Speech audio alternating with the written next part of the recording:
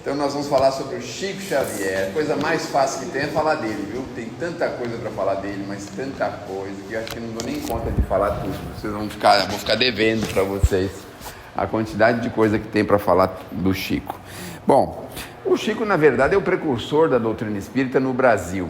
Nasceu, todo mundo sabe, em 1910, no dia 2 de abril de 1910, e desencarnou no dia 29 de julho de 2002.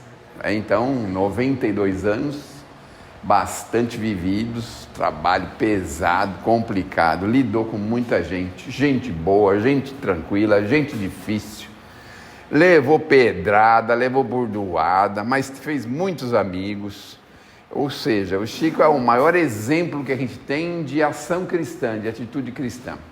Todo mundo fala de Jesus, mas Jesus está lá atrás, 2000 anos atrás, né? O Chico está aqui, ó, 2002, há 20 anos atrás. Então, muitos de nós que estamos aqui fomos contemporâneos dele. Alguns perderam a chance de conhecê-lo pessoalmente. Eu, graças a Deus, consegui conhecê-lo algumas vezes, estive com ele. E ele deixou para a gente um monte de informações bastante preciosas. Aqui, 90% desses livros são todos dele. Esses livros que a gente pega aqui, pega emprestado, compra por precinho baratinho, 90% é tudo dele. O resto é outros autores, mas os mais importantes estão na mão dele. Chico começou a trabalhar com a psicografia já com 17 anos, em 1927, e não parou mais, foi até o último dia trabalhando com a psicografia. E o interessante é que teve estágios da psicografia, né? O primeiro estágio assim, mais científico, teve lá o primeiro livro, que foi o Parnaso de Além Túmulo, que era um livro de poesias, um livro que era assim para causar um impacto nas pessoas, porque fazer rimas e poesias com métricas redondinhas, corretas, perfeitas, era coisa de gente muito intelectualizada da época. E o Chico fez um livro todinho só de poesia. Tinham diversos autores, diversos estilos, porque cada um escrevia de um jeito, não é? Um escrevia de uma forma mais simples, outros de uma forma mais complexa, outros escreviam de forma científica, outros mais religiosos. E ele tem lá uma gama de todos esses autores. Deu uma polêmica lascada na época, porque as pessoas não aceitavam muito essa ideia de que a psicografia existia. Teve um monte de confusão, tudo, mas ele foi superando devagarzinho isso e foi mostrando que isso realmente era real e evidente. As pessoas foram aceitando o Chico devagar, e aí na década de 70 o Chico foi autorizado aí na televisão. Ele foi num programa chamado Pinga Fogo, e lá ele respondeu perguntas de dezenas de pessoas, de alguns apresentadores, repórteres. Vocês hoje já devem ter uma noção um pouco mais clara do que é um repórter, né? O que ele gosta de fazer, né? Colocar todo mundo numa saia justa, né? Colocar as pessoas numa situação constrangedora. Recebeu pergunta até de protestante. Teve lá o Messias Melo, um protestante que era na época muito famoso, e o Chico, com aquela humildade de sempre, o Chico então explicou um pouquinho sobre a razão pela qual nós não discordaríamos do Primeiro Testamento, mas que nós não podíamos aceitar a tese de que Adão e Eva eram os precursores da humanidade, porque os filhos, um deles foi colocado para fora de casa e ele se casou, né? Como é que ele se casou se era Adão e Eva os únicos que tinham na Terra, né?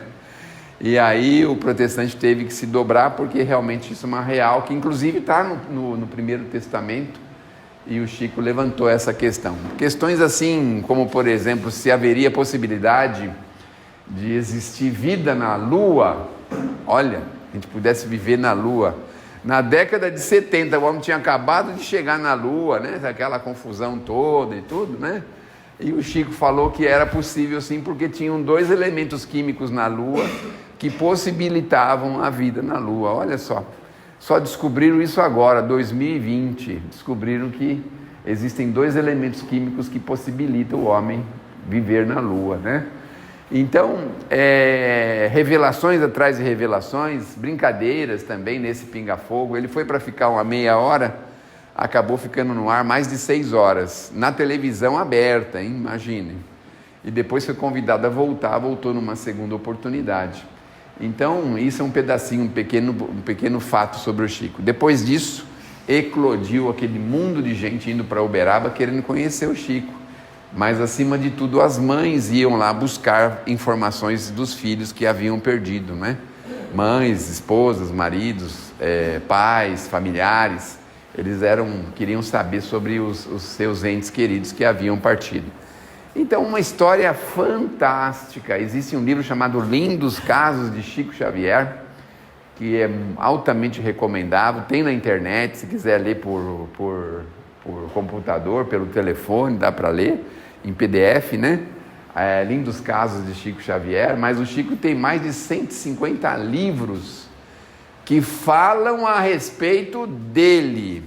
Olha só, não é ele escrevendo, fala a respeito dele, as pessoas que tiveram experiências com ele. E ele mesmo escreveu mais de 400 obras, aí está chegando em 440, porque mesmo depois de desencarnado, existiam algumas obras que não tinham sido impressas ainda. Então, de vez em quando aparece uma outra obra aí, que estava na mão de alguém e acaba sendo impressa. Então, é possível que chegue aí mais algum tempo em mais de 500 obras psicografadas pelo nosso irmão Francisco Cândido Xavier. Bom, a primeira etapa que ele passou foi interessante, porque na primeira etapa ele chegou em 50 livros e achou que já tinha cumprido a missão dele. Aí os espíritos falaram, bom, você fez 50 livros, foi indo bem, está indo bem, então vamos fazer mais 50. Aí fizeram mais 50, chegou no 100º livro. Tem até um livro que comemora o 100º livro do Chico. Aí o Chico falou, bom, agora chegou no 100º, acabou minha tarefa, agora eu posso fazer o que eu quiser, né? Posso sair para o mundo, fazer o que eu quiser, não é?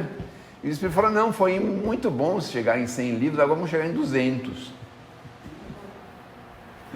Mas quando chegou no 100º livro, os Espíritos falaram para o Chico assim, olha Chico, nós fizemos o seguinte, nós fizemos uma desapropriação da sua mediunidade, ela não é mais sua, não pertence mais para você, agora pertence para os Espíritos. E o Emmanuel falou que era ele que estava encarregado de cuidar da mediunidade dele. Então, ele nunca se desvinculou da mediunidade e nem da produção de livros. Teve um período que o Chico começou a fazer algumas sessões de materialização de espíritos por 2, 3 anos, mas logo foi interrompido, porque é um trabalho que exige muito do médium, desgasta fortemente o espírito e é uma doação de energia muito grande, muito forte. E o Emmanuel cortou esse tipo de mediunidade do Chico. Mas o Chico tinha dezenas de mediunidades, espécies de mediunidade. Eu, particularmente, pude constatar algumas, num exemplo que eu vou dar para vocês, que parece uma piada. A gente ia daqui em Uberaba para encontrar o Chico e levar essas mensagens que a gente traz, né? Que a gente produz. Eu trabalho na produção dessas mensagens. E aí, o que aconteceu? A gente ia no caminho conversando, vou deixar essa aqui para vocês. Ia no caminho conversando sobre o Chico e tudo, né? Quando a gente chegava lá, o Chico já sabia tudo que a gente tinha falado no caminho, porque ele continuava desenvolvendo um assunto que a gente estava conversando no carro. Mas aí vocês vão dizer assim, mas pode ser coincidência, né? Pode ser coincidência. Mas tinha um amigo nosso chamado Miguel Pereira, que ele queria escrever um livro junto com o Chico, mas ele ficava com muita vergonha de pedir isso para o Chico, porque ele, Miguel Pereira, não se sentia à altura de escrever uma coisa junto com o Chico. E aí no caminho falou, olha, eu não vou mostrar isso que eu já escrevi para ele não tem necessidade, eu vou esquecer isso aí, no futuro eu faço o livro só no meu nome mesmo, não tem problema, paciência, né? Aí quando chegou lá, antes dele falar qualquer coisa, o Chico falou assim, olha, sabe aquele livro que você tem vontade de fazer? Você pode fazer, que eu já tenho, inclusive o prefácio dele, já tem uma parte do livro, e a gente vai fazer em parceria, eu e você.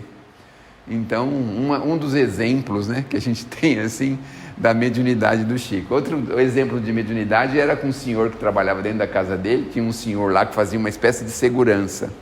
Ele era um policial militar, porque o Chico era muito assediado, as pessoas pulavam o muro da casa dele para ir lá falar com ele, consultar ele, pedir coisa para ele, né? E aí tinha um senhor que era da polícia militar lá de Minas Gerais e ficava dentro da casa dele lá, e o Chico de vez em quando pedia para ele comprar alguma coisa para o Chico, assim, e ele ia de muito bom grado atender o Chico era para ele assim uma pessoa muito querida, ele pegou muita afinidade com o Chico. E aí ele trazia aquele monte de revista, de jornal lá de Uberaba, alguns livros que o Chico pedia, ele falava, meu Deus do céu, esse homem trabalha até 3, 4 horas da manhã, dorme 2, 3 horas por dia, como é que ele lê todos esses livros que eu trago aqui para ele, né? Como é que ele fazia para ler tudo aquilo, conhecer tudo aquilo, saber de tudo aquilo? Então ele tinha uma mediunidade tão impressionante, ele fazia mais ou menos assim nos livros, olha. Fazia só isso. Ou nas revistas, folheava as revistas, sabia de todos os assuntos que tinham na revista e todos os assuntos que tinham no livro. Uma espécie de mediunidade assim fantástica, né? Mas isso pouca gente soube, né? Porque era uma coisa muito pessoal entre ele e esse senhor aí que trabalhava lá na casa dele. Mas o Chico também teve os problemas, os dissabores, não é? Existiu aí um problema de um processo, não sei se vocês já ouviram falar, que ele começou a escrever um livro de um senhor chamado Humberto de Campos. E aí a família falou, não, o nome Humberto de Campos pertence à nossa família, você tem que pagar os direitos autorais desse livro aí. Foi uma confusão, um processo. Foi um processo lascado que entrou lá, o Chico ficou aborrecido, e aí eu sei que subiu para o tribunal, e o tribunal então tinha que dar um parecer. E aí o tribunal deu o seguinte parecer, mandou arquivar o processo. Sabem por quê? Porque se ele dissesse que a família tinha razão, sabe o que o tribunal ia admitir? Que existe vida após morte, que o espírito pode se comunicar depois da morte, né? Já pensou o tribunal falar que isso era real? Para eles ia ficar muito esquisito, né? Ou então falar que isso não existe, sedimentar a fé, dizer que não existe. Então eles preferiram esquecer o assunto e arquivar o processo e não teve definição, não definiram nada. Aliás, melhor do que ter um processo é ter uma definição de um processo, porque vocês sabem que tem alguns processos que o juiz senta em cima dele e fica anos e anos sem definir. E as pessoas não sabem como resolver aquilo, né? Porque depende dele. Mas enfim, nesse caso eles arquivaram o processo. O filho do Humberto de Campos, algum tempo depois, se retratou, ficou aborrecido e foi falar com o Chico, pedir desculpas e se tornou espírita, não é? O Humberto de Campos, depois desse episódio, mudou o nome nas psicografias. Ele passou a se chamar Irmão X. E a partir desse processo, os livros do Humberto de Campos começaram a ter um apelido de o Irmão X, para não ter mais problema de processo, essas coisas todas. E falando em processo, já que nós estamos falando do judiciário, que todo mundo adora, ama de paixão, não é mesmo? A gente vai falar então do judiciário mais uma coisinha interessante, um problema de um crime que aconteceu, de um senhor que chegou na casa e colocou uma pasta em cima da mesa e essa pasta acabou caindo no chão, ele estava junto com um amigo nessa sala e a arma que estava dentro da pasta disparou, bateu em alguns lugares e acertou nele e matou. E aí a família começou a acreditar que era o colega que tinha atirado no próprio amigo, não é? Então, esse processo tinha tudo para levar à condenação do amigo, porque era o único que estava com ele na sala, né? E aí o Chico, então, traz uma psicografia desse senhor que foi a vítima, explicando com detalhes o que tinha acontecido. E aí a perícia foi lá e constatou mesmo que tinha tido eles falam ricochete, né? Um negócio assim na parede. E depois daquilo é que a bala veio nele e acabou acertando ele e acabou tirando a vida dele.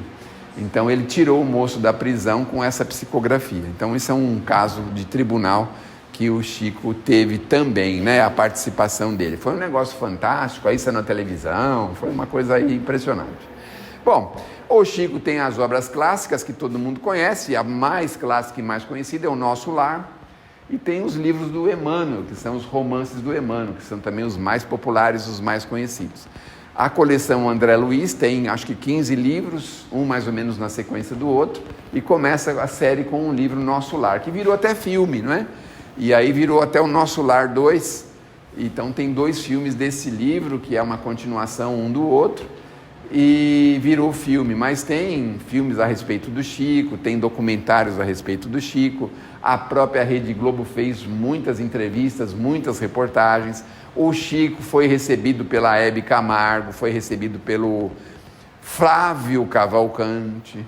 Alguém se lembra do Flávio Cavalcante? Quem tem mais de 18 anos lembra, né?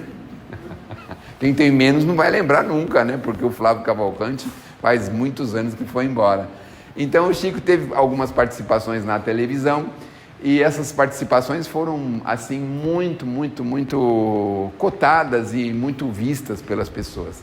porque o Chico tinha aquela maneira simples, humilde de ser, falava com humildade, com simplicidade, e ele levava muito consolo para as pessoas. A Nair Belo, que era amiga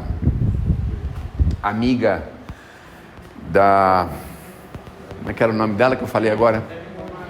A Hebe Camargo, a Nair Belo, perdeu um filho adolescente e o Chico recebeu uma psicografia do filho dela. E ela guardava essa psicografia e carregava com ela em todo lugar que ela ia, porque aquilo deu para ela muito conforto. Então, o Chico tinha essas características interessantes. Teve etapas, né? A primeira etapa, essa parte científica, depois veio essa parte das psicografias com as mães, e no dia a dia o Chico psicografava quase que intensamente, quase que diariamente alguma coisa. Então ele tinha um convívio muito próximo com a espiritualidade superior. Ele é o causador da doutrina espírita no Brasil, porque 70%, 80% das casas espíritas abriram, motivadas por ele, inspiradas nele. Então, ele praticamente é o precursor da doutrina espírita no Brasil, não é? O Chico fez uma viagem para o exterior, foi uma viagem um pouco turbulenta, porque o amigo o abandonou, e ele teve que voltar sozinho dos Estados Unidos, lá, não sabia direito a língua, foi uma confusão lascada, mas ele conseguiu voltar, né? O amigo arrumou uma namorada lá extemporânea e viajou com a namorada, deixou ele lá e ele ficou lá, num país diferente, com a língua diferente, com tudo diferente, sem dinheiro, sem nada, né? Ele andou cerca de 15 a 20 quilômetros para chegar no aeroporto, porque nos Estados Unidos os aeroportos são longe da cidade, né? Ele andou a pé, porque ele não tinha, só tinha passagem, né? Ele foi a pé, saiu lá com muitas horas de antecedência para poder chegar no aeroporto. E foi uma viagem turbulenta, mas mesmo assim, nessa viagem, ele escreveu 2 livros, Entre Irmãos de Outras Terras, que é um livro escrito em português e em inglês ao mesmo tempo, né? Isso também é um fenômeno curioso para a mediunidade, porque a mediunidade já em português já é difícil, né? Então, a mediunidade em 2 línguas assim é mais difícil ainda, até porque o Chico não tinha familiaridade com o inglês. Mas existem outras coisas muito interessantes do Chico, por exemplo, um fenômeno de escrita de trás para frente. Então, tem algumas coisas que o Chico escreveu, que era uma espécie de mediunidade de xenoglosia, que é a mediunidade que ele escreve em outra língua de trás para frente. Só consegue ler com uma espécie de um vidro, né, que você olha pelo outro lado, uma espécie de espelho, e aí você consegue ver as linhas direitinho que foram escritas. Então, tem muitas histórias a respeito do Chico, tem histórias muito engraçadas, que nem no Pinga Fogo ele falou lá uma história de um avião. Não sei se vocês lembram disso, que o avião começou a ter problema lá, ele começou a ficar com medo, e o Emmanuel apareceu para ele, perguntou por que ele estava fazendo tanto escândalo. Ele falou que ele ia fazer escândalo mesmo, porque ele estava achando que ele ia morrer, e aí o Emmanuel termina assim: bom, já que você vai morrer, então morra com dignidade, né? Deu uma bronca nele, porque as pessoas que estavam no avião falaram: bom, ninguém vai morrer, o Chico Xavier está no avião, então ninguém vai morrer, né? Só que ele mesmo ficou morrendo de medo de morrer também, né? Enfim, histórias engraçadas. Ele tinha um humor muito refinado, um bom humor sem igual, fazia brincadeira com as coisas, com tudo que ele podia, recebia as pessoas, conversava pessoalmente com as pessoas, atendia centenas de pessoas na semana. No trabalho de psicografia iam lá ônibus e mais ônibus, e ele só saía de lá depois das 3, 4 horas da manhã, depois que tinha atendido todas as pessoas. E tinha curiosidades da mediunidade, que ele, apesar de ter toda essa mediunidade, ele não aproveitou dela. Quando ele era jovenzinho, o pai dele falou: mas Chico, a gente é tão pobre, você podia pedir para os espíritos o número da loteria para a gente ganhar um dinheirinho, né, para aliviar um pouco aqui as coisas, né? E aí o Chico podia ter aproveitado disso, mas ele falou: não, mas isso aí não posso fazer, não é, isso aí não é nosso, não é meu, isso aí não posso fazer de jeito nenhum. Então não atendeu o pai. O pai vivia questionando essa questão dos espíritos, porque eles tinham uma vida muito difícil. Quando o Chico era jovenzinho, o pai perdeu a esposa, tinha 5 ou 6 anos, e o pai perdeu a esposa, a primeira esposa, que era Maria João de Deus, e ele tinha muitos filhos, acabou colocando um filho em cada lugar, e o Chico ficou com uma tia, que o Chico nunca falou que essa tia era perturbada, é a gente que fala, mas ele nunca tinha falado isso, né? Porque a tia tinha lá umas coisas assim na cabeça dela, que ela judiava dele, do Chico, espinetava ele com um garfo na barriga, machucava ele. Mas o que é interessante é que a mãe, antes de desencarnar, falou para o Chico assim: Chico, todo mundo vai falar que eu morri, mas você não acredita em ninguém, porque eu não morri.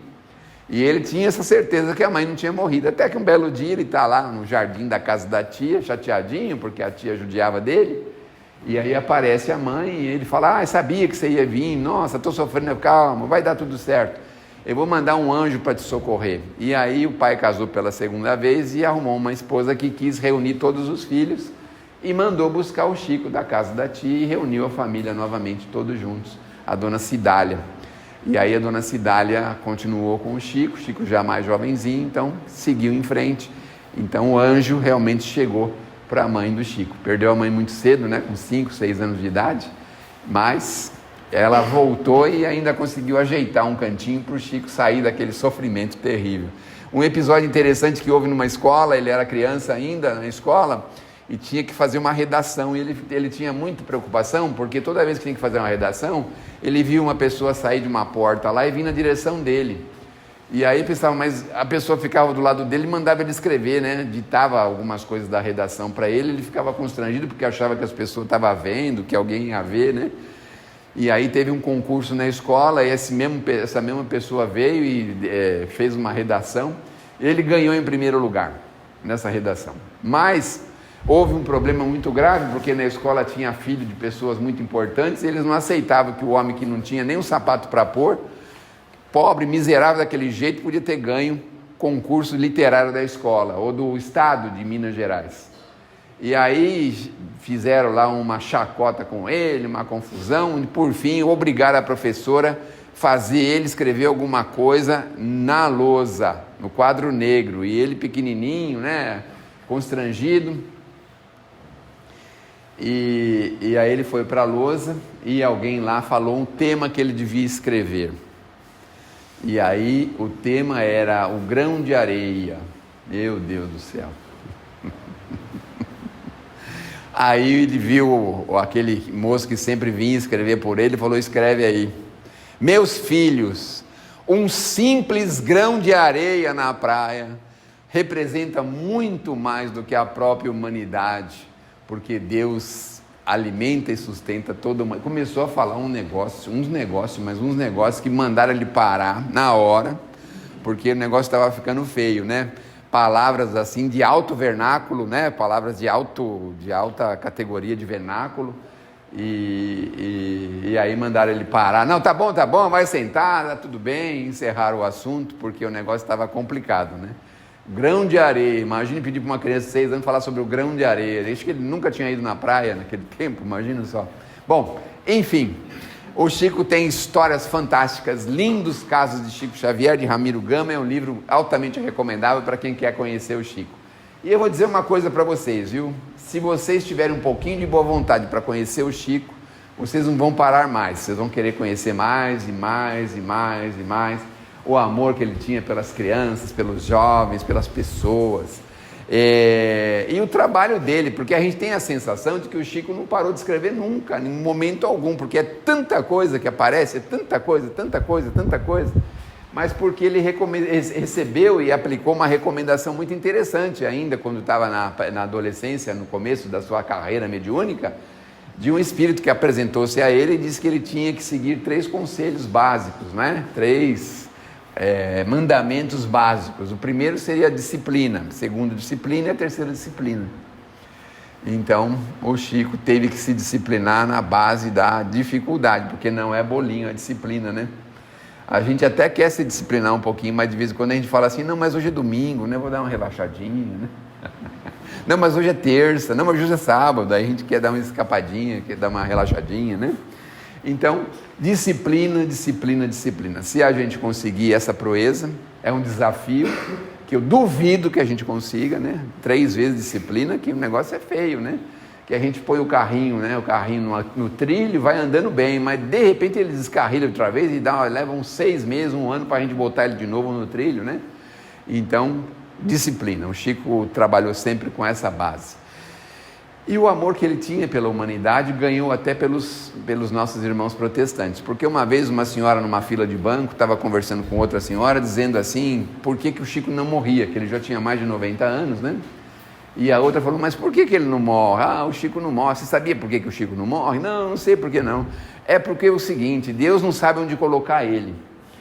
Por ser uma pessoa boa, ele tem que ir para o céu, mas por ser fazer psicografia e falar com os espíritos, ele tem que ir para o inferno. Então Deus não decidiu ainda para onde que ele tem que ir. Então é por isso que ele não morre, né? Então essa era uma conversa num banco qualquer, em qualquer lugar, de duas senhoras que estavam falando sobre o Chico, né? Mas a gente sabe, né, que na verdade Deus sabia muito bem onde colocar o Chico. Certamente ele está lá, tranquilão, sossegadão. Ele disse que ia dar um tempo da caneta, da mediunidade. E de vez em quando aparece um ou outro espertinho aí dizendo que tem psicografia que é do espírito do Chico, né? Mas a gente tem que olhar com muita reserva, porque o Chico disse muitas vezes que ia dar um tempo com a caneta. Ele chegava até a brincar da seguinte forma, ele falou, não chegou a falar em Itaquaquecetuba, né? Mas ele falou que ele queria morar num lugar que ele não precisasse escrever, que ele talvez nem aprendesse a ler e escrever, porque aí ele passava uma encarnação bem sossegadão, tal, tranquilo, sem problema, né? Então, aí teria que ser, né? Hoje em dia, em qualquer lugar a gente tem que ler e escrever muito fortemente, então não é Itaquaquecetuba. São Paulo não, Itaquá também não é, tem que ser alguma cidadezinha bem pequenininha aí do nosso Nordeste, de algum lugar aí, bem escondidinho, né? Bom, então que a gente possa buscar mais informações do Chico, que tem milhares delas, milhares. Algumas delas são fictícias, mas a maior parte são reais, são verdadeiras. O Chico dificilmente dava um parecer pessoal sobre determinadas coisas, o parecer dele era sempre com base nos espíritos. Então, quando vocês veem mensagens assim bonitas, que assina Chico Xavier, ou é um espírito que está por trás ou não é dele. Então, isso é bom a gente ter uma certa prevenção, né? Que às vezes a gente passa uma coisa, né? Que às vezes não é do Chico, a gente acredita piamente que é, mas não é. Então, que a gente possa conhecer, porque isso vai dar um conforto para a gente vai se sentir assim tão motivados, porque de vez em quando a gente pensa que sofre, né? De vez em quando a gente pensa que faz alguma coisa, de vez em quando a gente pensa que trabalha muito, de vez em quando a gente pensa que tem muita dor, muito problema. O Chico teve diversos problemas de saúde. Bom, posso encerrar com uma historinha, a última historinha do Chico? Pode? Já era para ter terminado há meia hora atrás, não era? Não? Não? Bom, a última historinha era o seguinte, o Arigó, todo mundo conheceu, tem até um filme dele aí chamado Predestinado, conta lá 80% da história do Arigó, real, né? Os outros 30% é um pouquinho de ilustração.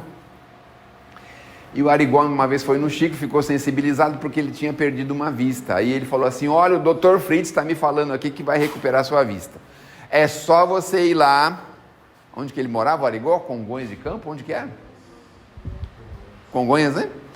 Só você ir lá que eu vou fazer a cirurgia. O Dr. Fritz está falando que eu vou fazer essa cirurgia.